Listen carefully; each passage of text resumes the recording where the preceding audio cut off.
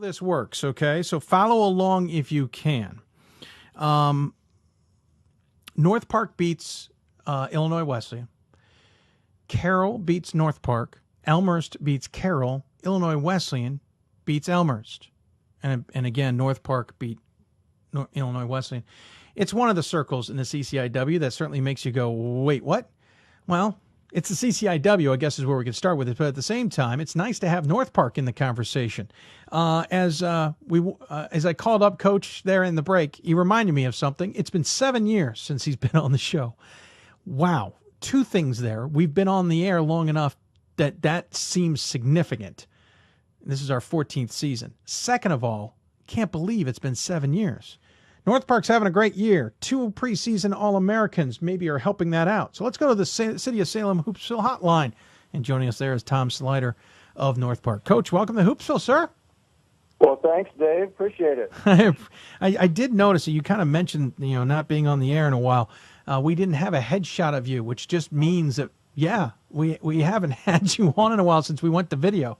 But you guys are, despite the loss yesterday, Karen, we'll talk about that. Besides that, off to a great start. You've got probably at least one, if not two, of the more fascinating of players to watch in Division III this season.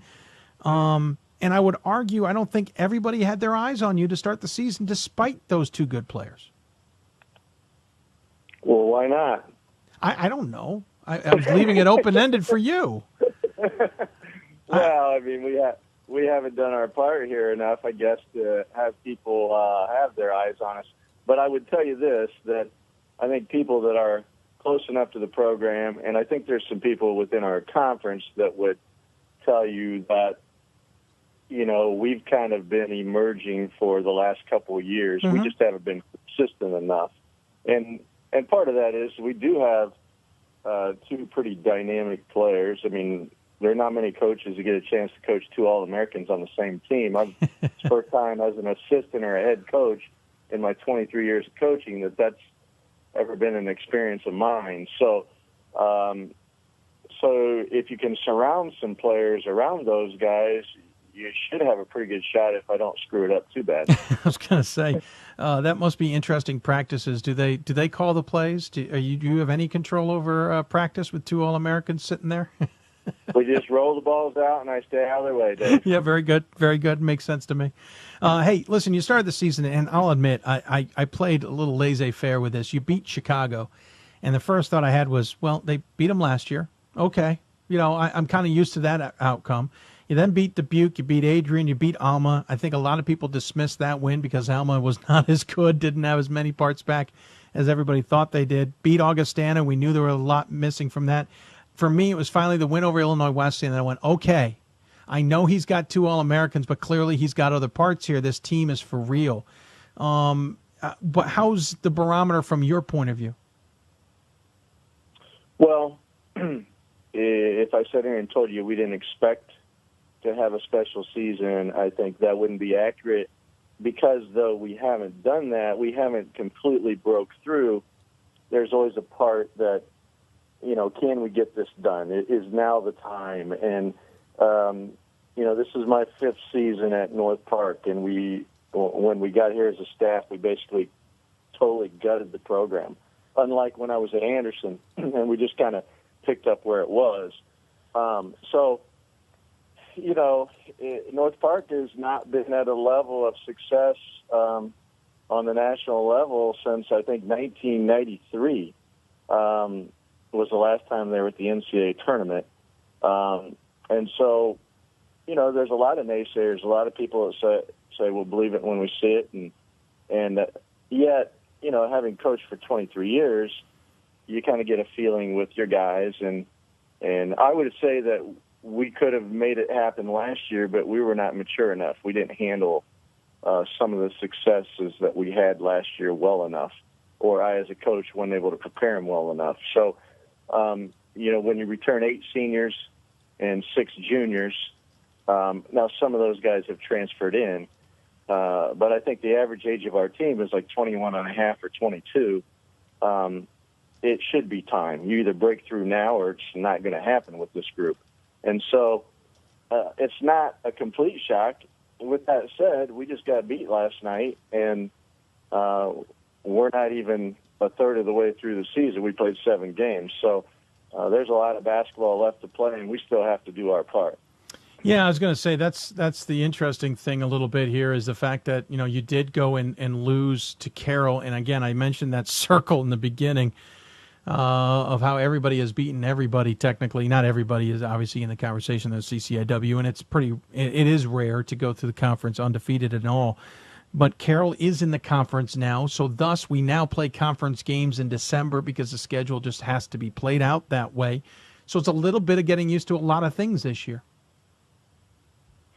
Well, it is more for players than it is for myself, just because I've had experience of being in another comp where we played games before Christmas time. I think some of the old veterans here in the CCIW are kind of whining about playing before Christmas, but you got to play them at some point in time. Yeah. And in our case, now after we played 3 games, I mean, if you'd have told me before we played the 3 games, going 2 Augie and 2 Wesleyan and playing Carroll, that we'd be sitting here at 2-1, I'd have said I'd take it before we ever played them.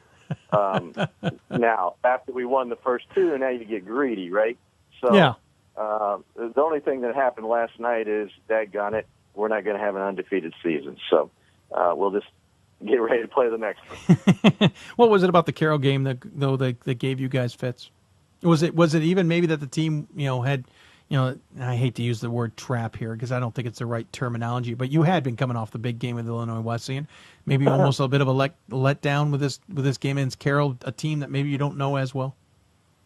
Well, I don't think our guys knew about it, and also Carroll's not a team that does a lot of stuff, that you can walk through with your players, and so they run a lot of motion stuff, and it's you talk about staying true to your defensive principles, things like that. I also think potentially they were a little embarrassed by their first showing against Elmhurst losing, and so we got a number on our backs. They're a little angry. We get several guys in foul trouble the first half. We had a 13-point lead in the first half and let it dwindle away and was down by 1 at half. But we survived with basically the majority of our starters on the bench, only being down 1. And then we built the lead up in the second half. But we just didn't make enough plays. And really, in the end, our 2 All-Americans missed 12 free throws. So that's kind of uncharacteristic. And so you can say, we did have some untimely turnovers. Give Carroll a world of credit. And I have great respect for Paul Combs. They were really prepared, and I think they were really focused, and they made plays when they had to. But yet, with that said, had we made 3 or 4 more free throws, we win the game. Yeah. And I'd take that opportunity to have my 2 All-Americans shooting that many free throws the next game to see if they'll miss them or make them. Interesting. Missing free throws, especially 12 of them, hurts. You talked about those 2 All-Americans. Jordan Robinson, 24 points a game and 10 rebounds a game, the double-double, and shooting 53% from the floor, 56% from beyond the arc, which is amazing, though 64% from the free throw line. Juwan Henry, the other All-American, 22.5 points a game, 4.5 rebounds a game, shooting 42% from the floor and 65% from the free throw line. Both guys hand out assists. Both guys get blocks. Both guys get steals. Obviously, there's other guys to talk about here in Colin Lake and Darius Brown and T.J. Cobbs and the like, but those 2 alone certainly are a dynamic duo, when especially they're putting up 46 points a game and hauling down 15 rebounds a game. Well, absolutely, and now they've been around. This is the 3rd year they've been playing with each other. I think there was a game last year we played at Elmhurst where the 2 combined had 72 of the 90 points we scored or something like that. It was just absurd numbers. But, you're right, though. The thing about it, and the thing that makes them so special, obviously, is consistency and doing it every night out. Yeah. And, I told our team, I tell everybody, one of the coach's biggest nightmares, what we get anxiety about is what player is going to show up and what are they going to do, or what team is going to show up and how are they going to play. And you're more relaxed when, pretty much they have done this. I think Juwan Henry now has, his senior year, he's had maybe 3 games in his entire career that he's been in single digits. That's unreal. If you add the exhibition game, his first college game against Valparaiso, he had 18. It's just amazing. And then Jordan, there's not many guys that go through the CCIW that average 20 points and 10 rebounds, and he did that last year as a sophomore. Pretty amazing numbers. But as we've told our team, people think of Juwan and Jordan Robinson as, the face of North Park, and they've done a great job to help us emerge and come back. But our success this year is going to be dependent upon Colin Lake and T.J. Cobbs and Darius Brown and our other guys coming off the bench. And that's really going to be what allows us to break through or not. And that's a great segue for me. How do you make sure this team isn't guilty of ball watching or relying on those two? I mean, it can easily happen where those two get a hold of the ball and the rest of the team goes, oh, these guys have it. I'm a teammate, but I'm not going to worry about it. How do you keep the mentality there that, no, every single part on this team's important, and despite them putting up 46 points a game, I need your 10 points a game. I need your 15 points a game. I need you to hit this shot or get that rebound as well.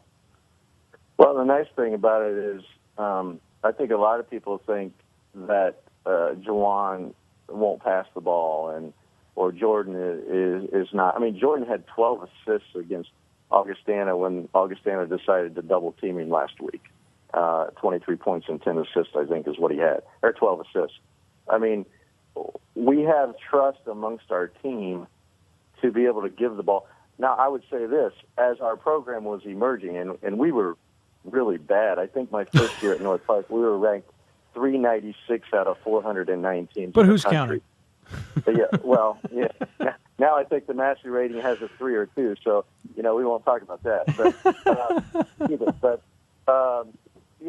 it's more of a trust factor and familiarity. I mean, when you have guys that have been together for that long, I mean, they know, and they're willing to give the ball up. But they also are willing to know who's going to get the shot at the end of the game, too. Yeah. The other part of that being, what do we make of this conference? I mean, last year, Augustana and Elmhurst were on top and dominated for the most part. I don't want to say obviously other teams were involved, but the eyes of the country were on Augustana and Elmhurst. They both lose significant numbers to that. Augustana is still pretty competitive. Elmhurst, in the meantime, is 3-5, 1-2. But what do we make of the rest of this conference? Carthage is 2-1 right now with a 5-3 record. North Central, who many thought was going to lead this conference, is 5-2, 2-1, and a 4-way tie with yourselves, Carthage, and Augustana. Illinois Wesleyan's off to a nice 6-2 start. Augustana's off to a nice 7-2 start. Wheaton's off to a 5-3 start. Carroll's 5-2. Elmhurst and Milliken are the only two that seem to be really struggling this year. I think a lot of people thought, okay, North Central probably in this. North Park's probably in the conversation. Illinois Wesleyan, though, was picked to finish second by the coaches ahead of time. Is this conference wide open as it seems, or is this maybe a little bit of smoke and mirrors to start the year in December?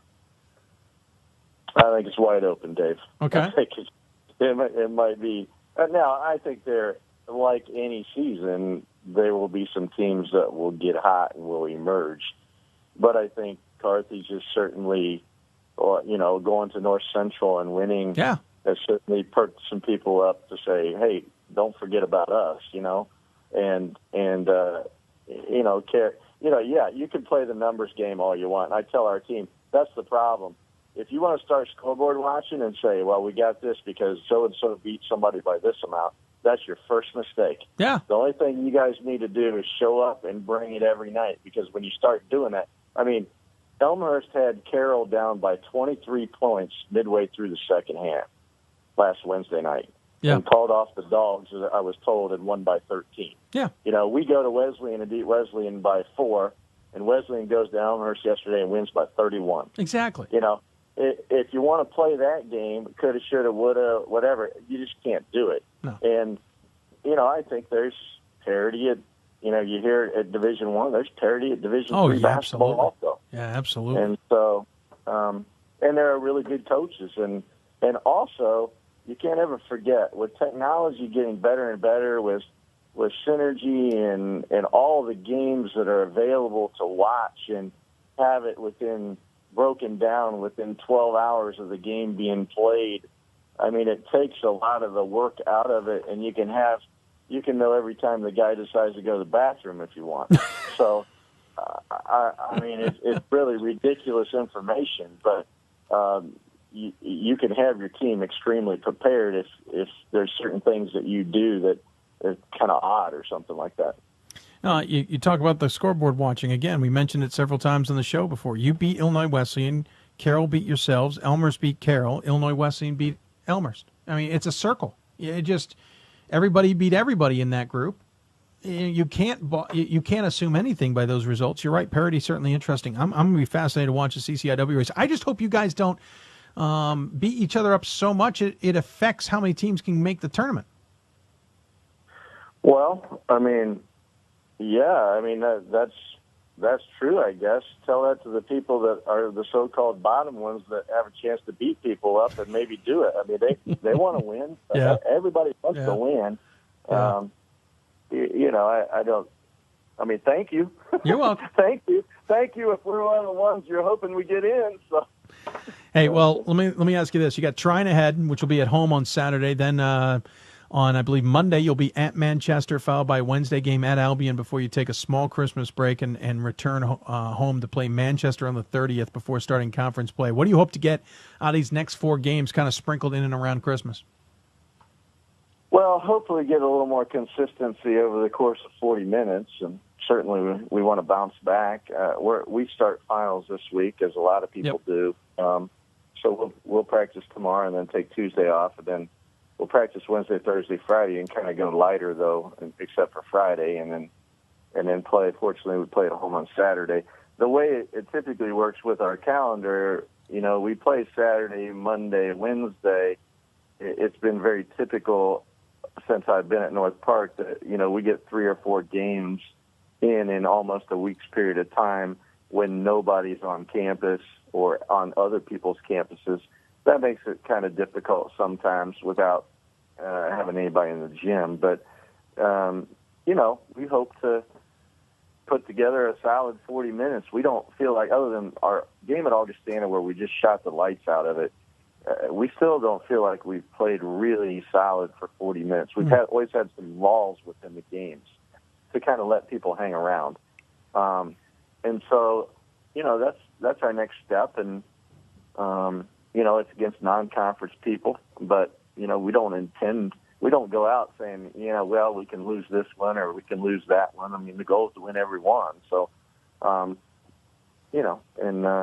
so we just want to build some momentum and going into the break and really try to hopefully get some more people involved and get some minutes off our bench. I mean, the problem is when you play games that are always 2, 3, 4-point games, it's hard to feel like you can play guys that are your 7th, 8th guys on the bench, but you need to get them minutes over the course of a season. And more importantly, when you play back-to-back, if you can get to conference tournament time or get to the national tournament. Yeah. Real quick, do you feel any pressure? I think I counted 8 seniors on this team. Is there any pressure that you guys got to take advantage of this year while you have it? I think we put pressure on ourselves, absolutely, in a good way. I mean, really, it's now or never for those group of seniors, and I really believe that's part of the reason we've gotten off the start that we've had. I think they feel somewhat responsible for, we lost the last 4 games of the year last year when we're sitting at 19 in the Massey ratings with 2 weeks left in the season, with the 5th strongest strength of schedule in the nation. Had we won 2 or 3, really the way it turned out, had we won one of those last 4 games, we'd have been in the conference tournament. That would have been the first time ever for a North Park program. Right. Since the conference tournament, I think, has only been in existence 10 or 11 years.